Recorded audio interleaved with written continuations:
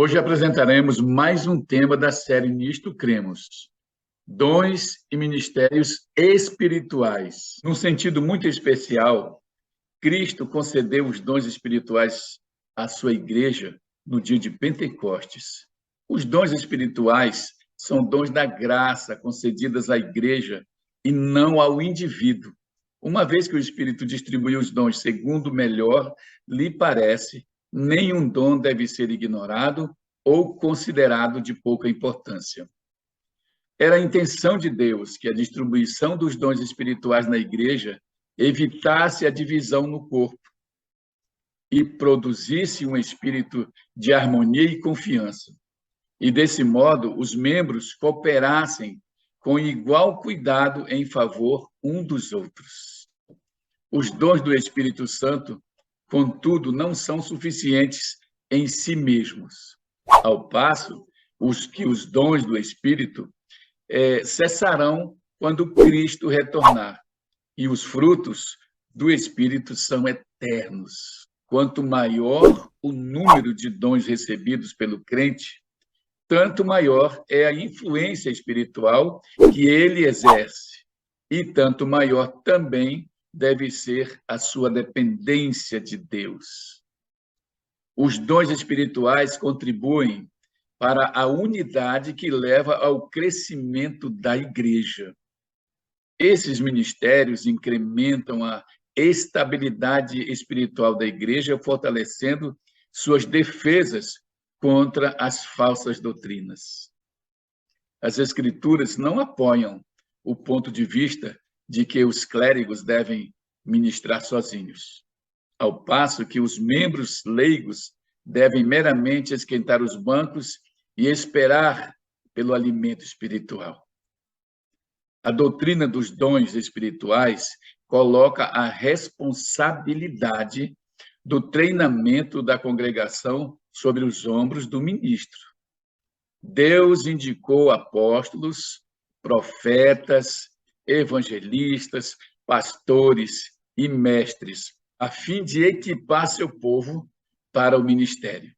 Deus concede os dons espirituais para beneficiar todo o corpo da igreja, e não simplesmente em favor dos indivíduos que os recebem. Dons espirituais não são a recompensa por um trabalho bem feito. Ao contrário, são antes as ferramentas para fazer bem o trabalho de Deus. Usualmente, o Espírito concede os dons de acordo com habilidades, ou seja, com as habilidades naturais da pessoa.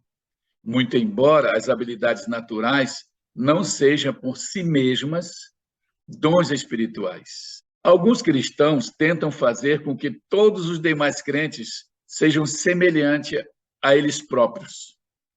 Esse é um plano humano e não um plano de Deus.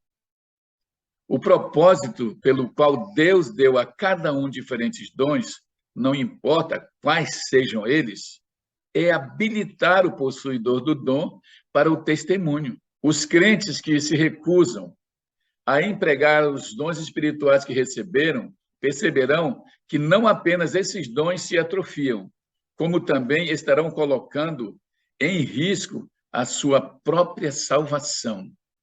Para que os membros possam envolver-se com o êxito na missão da igreja, devem compreender os dons que receberam.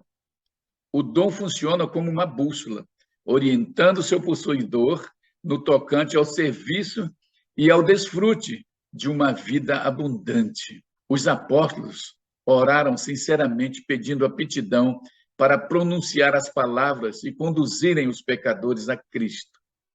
Eles puseram de lado as diferenças e os desejos de supremacia perante os irmãos.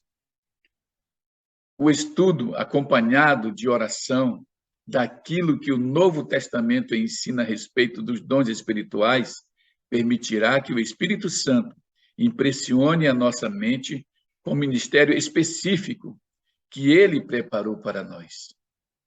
Não podemos usar o Espírito, mas ele deve servir-se de nós, pois é Deus quem opera em seu povo, tanto o querer quanto o realizar, como diz lá em Filipenses 2,13. Uma vez que Deus concede os dons para a edificação da sua igreja, deveríamos esperar a confirmação final dos nossos dons a partir do julgamento do corpo de Cristo, e não a partir de nossos próprios sentimentos ou entendimento. Cristo anseia repartir os dons de sua graça. Podemos aceitar hoje o seu convite e descobrir o que seus dons podem realizar numa vida que experimenta a plenitude do Santo Espírito. Aqui encerramos mais um tema da série Nisto Cremos.